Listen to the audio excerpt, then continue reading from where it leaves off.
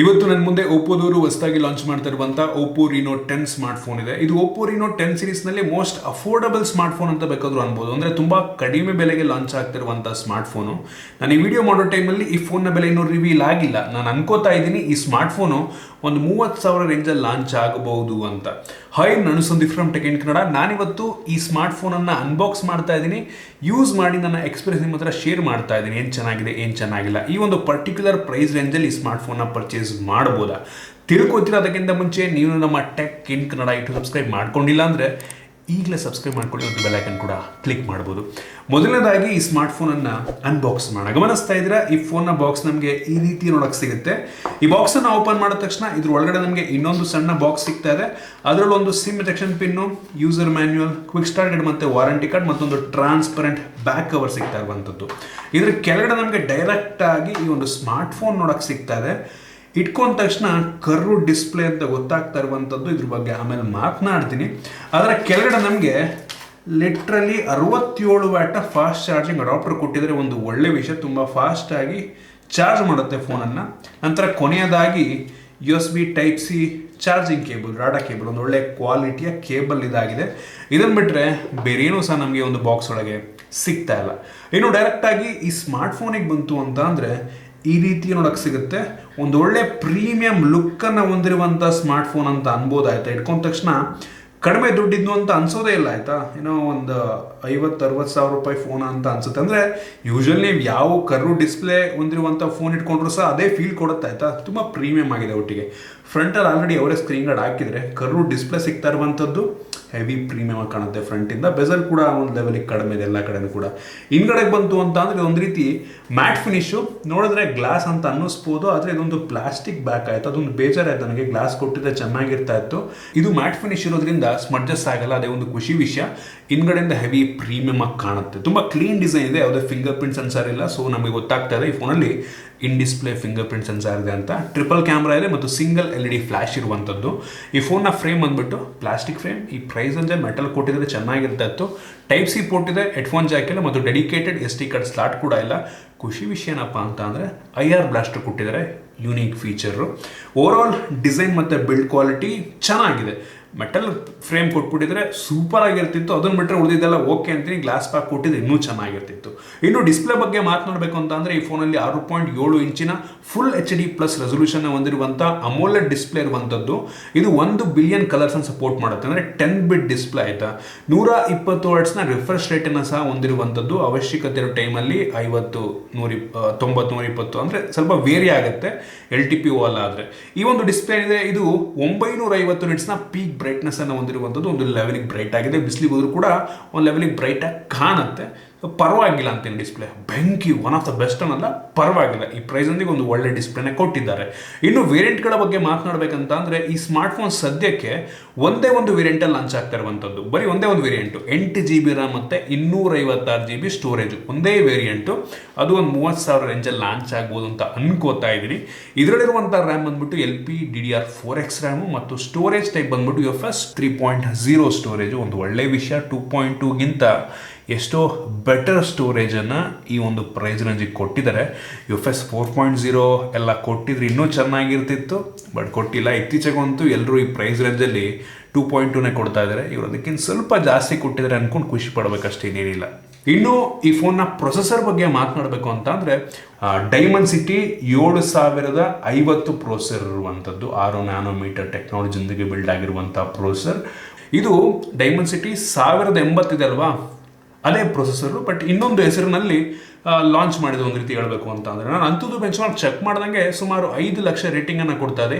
Normal ಆಗಿ ಈ ಒಂದು ಪ್ರೊಸೆಸರ್ 6 ಲಕ್ಷ ತನಕ ಕೂಡ ಕೊಡಬಲ್ಲದ ಸಾಮರ್ಥ್ಯ ಇದೆ. ಒಂಥರ ಮಿಡ್ ಎಂಡ್ ಪ್ರೊಸೆಸರ್ ಅಂತ ಅನ್ಬೋದು.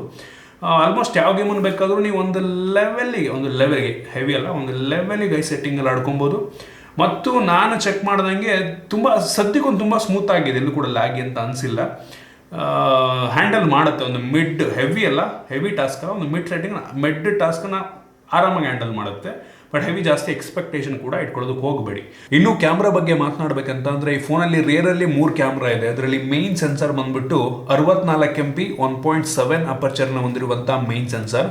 ಇದು ಒಂದು ಒಳ್ಳೆ ಕ್ವಾಲಿಟಿಯ ಫೋಟೋನ ಪ್ರೊಡ್ಯೂಸ್ ಮಾಡುತ್ತೆ. ಡೇ ಲೈಟಲ್ಲಿ ಸಕ್ಕತ್ತಾಗಿ ತೆಗೆಯುತ್ತೆ, ಲೋ ಲೈಟಲ್ಲಿ ಸ್ವಲ್ಪ ಸ್ಟ್ರಗಲ್ ಮಾಡುತ್ತೆ ಅಂತ ಅನ್ನಿಸ್ತು. ಆ ಸ್ಯಾಂಪಲ್ ನಾನು ನಿಮಗೆ ತೋರಿಸ್ತಾ ಇದ್ದೀನಿ. ಈ ಒಂದು ಸೆನ್ಸರಲ್ಲಿ ಯಾವುದೇ ಆಪ್ಟಿಕಲ್ ಇಮೇಜ್ ಸ್ಟೆಬಿಲೈಸೇಷನ್ ಇಲ್ಲ, ಕೊಟ್ಟಿದ್ರೆ ಚೆನ್ನಾಗಿರ್ತಾ ಇತ್ತು. ಇನ್ನೂ ಕೂಡ ತುಂಬ ಸ್ಟೇಬಲ್ ಶಾಟ್ ಸಿಗ್ತಾ ಇತ್ತು. ಬಟ್ ಈ ಸ್ಯಾಂಪಲ್ ನೋಡ್ತಾ ಇದ್ದೀರಾ, ಒಂದು ಲೆವೆಲಿಗೆ ಪರವಾಗಿಲ್ಲ ಅನ್ನಿಸ್ತು ಆಯ್ತಾ. ಬೆಂಕಿ ಅನ್ನಲ್ಲ, ಒಂದು ಲೆವೆಲಿಗೆ ಒಳ್ಳೆ ಫೋಟೋನ ಇದು ಪ್ರೊಡ್ಯೂಸ್ ಮಾಡುತ್ತೆ ಒಳ್ಳೆ ಲೈಟಿಂಗ್ ಕಂಡೀಷನ್ನಲ್ಲಿ. ಈ ಕ್ಯಾಮ್ರಾ ಅಪ್ಲಿಕೇಶನ್ ಕೂಡ ತುಂಬ ಚೆನ್ನಾಗಿದೆ ಆಯಿತಾ. ಕೆಲವೊಂದು ಅಡಿಷ್ನಲ್ ಫೀಚರ್ಸ್ ಏನೋ ಕೊಟ್ಟಿದ್ದಾರೆ, ಕೆಲವೊಂದು ಮೋಡ್ಸ್ಗಳೆಲ್ಲ ಡಿಫ್ರೆಂಟ್ ಕಲರ್ ಮೋಡ್ಸ್ಗಳೆಲ್ಲ ಇದೆ. ಸೊ ಅದನ್ನು ಬೇಕಾದ್ರೆ ನೀವು ಸ್ವಿಚ್ ಮಾಡಿಕೊಂಡು ಕೂಡ ಫೋಟೋವನ್ನು ತೆಗಿಬೋದು. ಅದನ್ನು ಬಿಟ್ಟರೆ ಇನ್ನೊಂದು 32 ಮೆಗಾಪಿಕ್ಸೆಲಿಂದು ಟೆಲಿಫೋಟೋ ಲೆನ್ಸನ್ನು ಕೊಟ್ಟಿದ್ದಾರೆ. ಅದು 2x ಆಪ್ಟಿಕಲ್ ಝೂಮನ್ನು ಮಾಡುತ್ತೆ. ಅದು ಪೋರ್ಟ್ರೇಟ್ ಲೆನ್ಸ್ ರೀತಿಯಲ್ಲೂ ಕೂಡ ಯೂಸ್ ಆಗುತ್ತೆ. ಸೊ ಒಂದು ಒಳ್ಳೆ ಪೋರ್ಟ್ರೇಟ್ ಶಾಟನ್ನು ವಿತ್ ಬೊಕೆ ಎಫೆಕ್ಟ್ ಅದು ತೆಗೆಯುತ್ತೆ. ಒಂದು ಒಳ್ಳೆ ವಿಷಯ. ಸ್ಯಾಂಪಲ್ ತೋರಿಸ್ತಾ ಇದ್ದೀನಿ, ಪರವಾಗಿಲ್ಲ ಒಂದು ಲೆವೆಲ್ಗೆ. ನಂತರ ಇನ್ನೊಂದು 8 ಮೆಗಾಪಿಕ್ಸೆಲಿಂದು ಅಲ್ಟ್ರಾ ವೈಡ್ ಆ್ಯಂಗಲ್ ಲೆನ್ಸ್ ಕೊಟ್ಟಿದ್ದಾರೆ. ಅದು ವೈಡ್ ಆಗಿದೆ, ಕ್ಲಾರಿಟಿ ಪರವಾಗಿಲ್ಲ ಅಂತೀನಿ, ಬೆಂಕೇನಲ್ಲ ಪರವಾಗಿಲ್ಲ ಅಂತೀನಿ. ಸುಮ್ಮನೆ ಅನ್ನೆಸೆಸರಿ ಯಾವುದೇ ಒಂದು ಸೆನ್ಸರ್ಸ್ನ ಕೊಟ್ಟಿಲ್ಲ, ಅವಶ್ಯಕತೆ ಇರುವಂಥ ಎಲ್ಲ ಸೆನ್ಸರ್ಸ್ನ ಕೊಟ್ಟಿದ್ದಾರೆ. ಅದೇ ಒಂದು ಖುಷಿ ವಿಷಯ. ಇನ್ನು ಫ್ರಂಟ್ ಕ್ಯಾಮ್ರಾಗೆ ಬಂತು ಅಂತ ಅಂದರೆ 32 MP ಫ್ರಂಟ್ ಕ್ಯಾಮ್ರಾ ಇದೆ. ಫ್ರಂಟ್ ಕ್ಯಾಮ್ರಾ ಚೆನ್ನಾಗಿದೆ ಗುರು, ಒಳ್ಳೆ ಬೆಂಕಿ, ಏನೋ ಫುಲ್ಲು ಹೀರೋ ಥರ ಕಾಣೋ ಥರ ಅಥವಾ ಹೀರೋಯಿನ್ ಥರ ಕಾಣೋ ಥರ ತೆಗೆಯುತ್ತೆ. ಹುಡುಗಿರ್ಗೋಗ್ತಾ ಹೆವಿ ಇಷ್ಟ ಆಗುತ್ತೆ. ಫುಲ್ ಮೇಕಪ್ ಹಾಕಿ ಅಯ್ಯೋ ನೋಡಿಬಿಟ್ರೆ ಬಿದ್ದೋಗ್ಬಿಡ್ಬೇಕು ಆ ಲೆವೆಲಿಗೆ ಫೋಟೋ ತೆಗೆಯುತ್ತೆ. ಓಪೋ ಕ್ಯಾಮ್ರಾಗಳೇ ಹೆಂಗೆ ಅಲ್ವಾ, ಕ್ಯಾಮ್ರಾಗೋಸ್ಕರನೇ ಮಾಡಲಾಗಿರುವಂಥ ಫೋನ್ ಅಂತ ಬೇಕಾದ್ರೆ ಅನ್ಬೋದು ಇದನ್ನು. ಸೊ ಕ್ಯಾಮ್ರಾ ಸೆಂಟ್ರಿಕ್ ಆಗಿರೋದ್ರಿಂದ ಸೊ ಸೆಲ್ಫಿ ಚೆನ್ನಾಗಿ ಬರುತ್ತೆ, ತುಂಬ ವೈಡಾಗಿ ಕೂಡ ಇದೆ ಆಯಿತಾ. ಇಷ್ಟ ಆಯಿತು ನನಗೆ. ಇನ್ನು ವಿಡಿಯೋಗ್ರಫಿ ಬಗ್ಗೆ ಮಾತನಾಡಬೇಕು ಅಂತಂದರೆ ಈ ಫೋನ್ನ ರೇರ್ ಕ್ಯಾಮ್ರಾ ಏನಿದೆ ಅದು 4K ವಿಡಿಯೋ ರೆಕಾರ್ಡ್ ಮಾಡಿದ್ರೆ, ಈ ಫ್ರಂಟ್ ಕ್ಯಾಮ್ರಾ ಏನಿದೆ ಅದು ಕೇವಲ ಫುಲ್ HD ವಿಡಿಯೋ ರೆಕಾರ್ಡ್ ಮಾಡುತ್ತೆ. 4K ಕೊಟ್ಟಿರೋ ತುಂಬ ಚೆನ್ನಾಗಿತ್ತು. ಆ ಕ್ವಾಲಿಟಿ ತೋರಿಸ್ತದೆ ನಮಗೆ, ಪರವಾಗಿಲ್ಲ ಅಂತ ಹೇಳಕ್ಕೆ ಇಷ್ಟಪಡ್ತೀನಿ. ರಾಜಸ್ಥಾನದಲ್ಲಿ ತೆಗೆದಿರುವಂಥ ಕೆಲವೊಂದು ಫೋಟೋಸ್, ಕೆಲವೊಂದು ವೀಡಿಯೋಸ್ ಕೂಡ ತೋರಿಸಿದ್ದೀನಿ, ಪರವಾಗಿಲ್ಲ ಅನ್ನಿಸ್ತು ಆಯಿತಾ.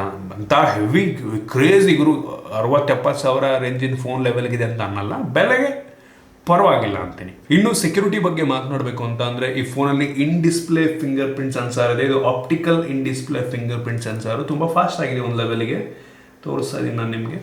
ಮತ್ತು ಫೇಸ್ ಅನ್ಲಾಕ್ ಸಹ ಇರುವಂಥದ್ದು. ಒಬ್ಬ ಫೇಸ್ ಅನ್ಲಾಕ್ ಯೂಶಲಿ ಫಾಸ್ಟ್ ಆಗಿರುತ್ತೆ, ನೋಡ್ತಾ ಇದ್ದಾರೆ ತುಂಬ ಫಾಸ್ಟಾಗಿ ಅನ್ಲಾಕನ್ನು ಮಾಡ್ತಾ ಇದೆ. ಮತ್ತು ಓಪೋದವರು ಈ ಸ್ಮಾರ್ಟ್ಫೋನ್ಗೆ ಕೆಲವೊಂದು ಸರ್ಟಿಫಿಕೇಶನ್ ಕೂಡ ಮಾಡಿಸಿದ್ದಾರೆ ಸೆಕ್ಯೂರಿಟಿಗೋಸ್ಕರ. ಅಂದರೆ ಬೇರೆ ಸೆಕ್ಯೂರಿಟಿಯನ್ನು ಚೆಕ್ ಮಾಡುವಂಥ ಕಂಪನಿಗಳಿಗೆ ಈ ಫೋನ್ನ ಕಳಿಸ್ಬಿಟ್ಟು ಎಷ್ಟು ಸೆಕ್ಯೂರ್ ಆಗಿದೆ ಈ ಫೋನ್ ಅಂತ ಟೆಸ್ಟ್ ಮಾಡಿಸುವಂಥದ್ದು. ಸೊ ತೋರಿಸ್ತಾ ಇದ್ದೀನಿ ನಿಮಗೆ, ಕೆಲವೊಂದು ಕಂಪ್ನಿಗಳು ಸರ್ಟಿಫೈಡ್ ಮಾಡಿದ್ದಾರೆ ಇದು ತುಂಬ ಸೆಕ್ಯೂರ್ ಫೋನ್ ಅಂತ. ಇನ್ನು ಬ್ಯಾಟ್ರಿ ಬಗ್ಗೆ ಮಾತನಾಡಬೇಕಂತ ಅಂದರೆ ಈ ಫೋನಲ್ಲಿ 5000 mAh ಕೆಪಾಸಿಟಿ ಬ್ಯಾಟ್ರಿ ಇದೆ, ಒಂದು ಒಳ್ಳೆಯ ವಿಷಯ. ಸ್ಟ್ಯಾಂಡರ್ಡು ಮತ್ತು ಬಾಕ್ಸ್ ಒಳಗೇನೆ 67 ವ್ಯಾಟ್ನ ಫಾಸ್ಟ್ ಚಾರ್ಜಿಂಗ್ ಕೊಟ್ಟಿದ್ದಾರೆ. ಸುಮಾರು ಒಂದು 40 ನಿಮಿಷದಲ್ಲಿ, ಅಪ್ರಾಕ್ಸಿಮೇಟ್ಲಿ ಒಂದು 40 ನಿಮಿಷದಲ್ಲಿ ಫುಲ್ ಚಾರ್ಜ್ ಮಾಡಬಲ್ಲಂಥ ಕೆಪಾಸಿಟಿ ಒಂದು ಸ್ಮಾರ್ಟ್ಫೋನ್ಗಿರುವಂಥದ್ದು. ಹೆವಿ ಫಾಸ್ಟಾಗಿ ಚಾರ್ಜ್ ಆಗುತ್ತೆ. ಇನ್ನು ಸ್ಪೀಕರ್ ಬಗ್ಗೆ ಮಾತನಾಡಬೇಕಂತ ಅಂದರೆ ಈ ಫೋನಲ್ಲಿ 2 ಸ್ಪೀಕರ್ ಇದೆ. ಬಾಟಮ್ ಫೈರಿಂಗ್ ಒಂದು, ಇನ್ನೊಂದು ಇಯರ್ ಪೀಸ್, 2ನೇ ಸ್ಪೀಕರ್ ರೀತಿ ಕೆಲಸವನ್ನು ಮಾಡುತ್ತೆ. ಸ್ಪೀಕರ್ನ ಕ್ಲಾರಿಟಿ ಚೆನ್ನಾಗಿದೆ, ಒಂದು ಲೆವೆಲಿಗೆ ಜೋರಾಗಿ ಕೂಡ ಕೇಳುತ್ತೆ. ಇನ್ನು OS ಬಂತು ಅಂತ ಅಂದರೆ ಇದರಲ್ಲಿ ಆಂಡ್ರಾಯ್ಡ್ 13 ಬೇಸ್ ರನ್ ಆಗ್ತಿರುವಂಥ ಕಲರ್ OS ಇರುವಂಥದ್ದು. ಇದು ನೋಡೋದಕ್ಕೆ ಅಂಥ ಸ್ಟಾಕ್ ಆ್ಯಂಡ್ರಾಯ್ಡ್ ಅಂತ ಅನ್ಸಲ್ಲ, ಕೆಲವೊಂದು ಬೇಡದಿರೋಂಥ ಅಪ್ಲಿಕೇಶನ್ ಎಲ್ಲ ಇದೆ, ಅದೊಂದು ಬೇಜಾರಾಗುವಂಥ ವಿಷಯ. ನಾನು ಬೇಕಾದ್ರೆ ನೀವು ಅನ್ಇನ್ಸ್ಟಾಲ್ ಕೂಡ ಮಾಡ್ಬೋದು. ಒಟ್ಟಿಗೆ ಸ್ಮೂತಾಗಂತೂ ಇದೆ, ಚೆನ್ನಾಗಿ ಆಪ್ಟಿಮೈಸ್ ಮಾಡಿದರೆ ಸಕ್ಕ ಸ್ಮೂತಾಗಿ ಕೆಲಸವನ್ನಂತೂ ಮಾಡ್ತಾ ಇದೆ. ಆ್ಯಂಡ್ರಾಯ್ಡ್ ಅಪ್ಡೇಟ್ ನಂಗೆ ಅನ್ನಿಸ್ತಂಗೆ 1 ವರ್ಷ ಕೊಟ್ಟರೆ ಕೊಡ್ಬೋದು, 2 ವರ್ಷ ಕೊಟ್ಟರೆ ದೊಡ್ಡ ವಿಷಯ ನಂಗೆ ಅನ್ನಿಸ್ತಂಗೆ ಕೊಡ್ತಾರೆ ಅಂತ ಕಾಣುತ್ತೆ ರೀನೋ ಸೀರೀಸ್ ಆಗಿರೋದ್ರಿಂದ. ಸೊ ಇದನ್ನು ಬಿಟ್ಟರೆ ಇದರಲ್ಲಿ ನಮಗೆ ಡ್ಯೂಯಲ್ ಬ್ಯಾಂಡ್ ವೈಫೈ ಸಿಗ್ತಾ ಇದೆ, ಜೊತೆಗೆ ವೈಫೈ 6 ಸಪೋರ್ಟ್ ಕೂಡ ಇದೆ, ಒಂದು ಒಳ್ಳೆ ವಿಷಯ, ಬೆಂಕಿ ವಿಷಯ ಪ್ರೈಸ್ ರೇಂಜಿಗೆ. ಮತ್ತು ಬ್ಲೂಟೂತ್ 5.3 ಕೂಡ ಸಪೋರ್ಟ್ ಆಗುತ್ತೆ. IR ಬ್ಲಾಸ್ಟರ್ ಕೊಟ್ಟಿದ್ದಾರೆ ಆಯಿತು, ಅದೊಂದು ಯುನೀಕ್ ಫೀಚರ್. ಆರಾಮಾಗಿ ಫೋನಿಂದನೇ ನಾವು ಟಿವಿಯನ್ನು ಅಥವಾ ಯಾವುದೇ IR ರಿಮೋಟ್ ಸಪೋರ್ಟ್ ಆಗುವಂಥ ಡಿವೈಸನ್ನು ಫೋನಿಂದನೇ ಕಂಟ್ರೋಲ್ ಮಾಡ್ಬೋದು. ಹೆವಿ ಯುನೀಕ್ ಫೀಚರ್ ಅಂತ ಅನ್ನಿಸ್ತು. ನಂತರ ಕ್ಯಾರಿಯರ್ ಅಗ್ರಿಗೇಷನ್ ಇದೆ, ವೈಡ್ ಒನ್ L1 ಕೊಟ್ಟಿದ್ದಾರೆ, 5G ಬ್ಯಾಂಡ್ಸ್ ಎಲ್ಲ ಸಪೋರ್ಟ್ ಆಗುತ್ತೆ, ಎಲ್ಲ ಸೆನ್ಸರ್ಸ್ನ ಕೂಡ ಕೊಟ್ಟಿದ್ದಾರೆ. ಸೊ ಇಷ್ಟು ಈ ಫೋನಿನ ಕೆಲವೊಂದು ಮೇನ್ ಫೀಚರ್ಸ್ ಆಯಿತಾ. ಹಾಗಾದರೆ ನೀವು ಕೇಳ್ಬೋದು ಈ ಪ್ರೈಸ್ ರೇಂಜಿಗೆ ಈ ಸ್ಮಾರ್ಟ್ಫೋನ್ನ ಪರ್ಚೇಸ್ ಮಾಡ್ಬೋದಾ ಅಂತ. ಇತ್ತೀಚೆಗೆ ಈ 30,000, 25,000 ರಿಂದ 30,000 ರೇಂಜಲ್ಲಿ ತುಂಬ ಬ್ರ್ಯಾಂಡ್ಗಳು ಕರ್ವ್ಡ್ ಡಿಸ್ಪ್ಲೇಯನ್ನು ಹೊಂದಿರುವಂಥ ಫೋನ್ಗಳನ್ನ ಲಾಂಚ್ ಮಾಡ್ತಾ ಇದ್ದಾರೆ ಇದೇ ಪ್ರೊಸೆಸರ್ನೊಂದಿಗೆ. ಸೊ ಬೆಲೆಯಲ್ಲಿ ಅಂಥ ಡಿಫ್ರೆನ್ಸ್ ಇಲ್ಲ ಆಯಿತಾ. ನಿಮಗೆ ಸ್ಪೆಕ್ ವೈಸ್ ನೋಡೋದಕ್ಕೆ ಹೋದರೆ, ಬೆಲೆ ನೋಡೋದಕ್ಕೆ ಹೋದರೆ ಅಂಥ ಡಿಫ್ರೆನ್ಸ್ ಇಲ್ಲ. ಒಂದು ಆಪ್ಷನ್ ಆಗ್ಬೋದು, ಬೆಸ್ಟ್ ಆಪ್ಷನ್ ಅಂತ ಹೇಳೋದಕ್ಕೆ ಇಷ್ಟಪಡೋಣ ನಾನು. ಒಂದು ಸುಮಾರಾಗಿರುವಂಥ ಆಪ್ಷನ್ ಆಗ್ಬೋದು. ಓಪೋ ಬ್ರ್ಯಾಂಡಿಂಗ್ ಇಷ್ಟಪಡೋರಿಗೆ, ಕ್ಯಾಮ್ರಾಗೋಸ್ಕರ ತಗೊಳ್ಳೋರಿಗೆ ನೋಡಿ ಒಂದು ಆಪ್ಷನ್ ಆಗಬಹುದು. ಇದು ನನ್ನ ಒಪಿನಿಯನ್, ಆನೆಸ್ಟ್ ಒಪಿನಿಯನ್. ಒಂದು ಫೋನ್ನ ಬಗ್ಗೆ ನಿಮ್ಗೇನು ಅನ್ನಿಸ್ತು ಕಾಮೆಂಟ್ ಮಾಡಿ. ಜೊತೆಗೆ ಓಪ್ಪೋದವರು ಈ ಓಪ್ಪೋ ಎನ್ಕೋ ಏರ್ 3 ಪ್ರೋ ಅಂತ ಒಂದು ಟ್ರೂ ವೈರ್ಲೆಸ್ ಇಯರ್ಬಡ್ ಅನ್ನು ಲಾಂಚ್ ಮಾಡಿದ್ದಾರೆ.